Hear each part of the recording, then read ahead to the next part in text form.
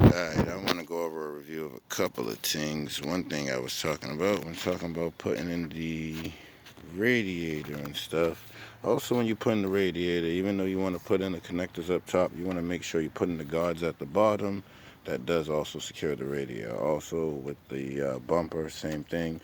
The guard at the bottom, it also helps secure the bumper.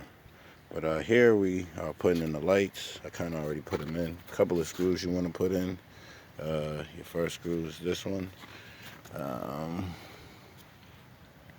Down there, if you guys can see, right in there, there's another screw. And there's going to be one more way back here. Hard to see, but down there's going to be a screw. And if you get that out, you'll be good on the other side. Same thing.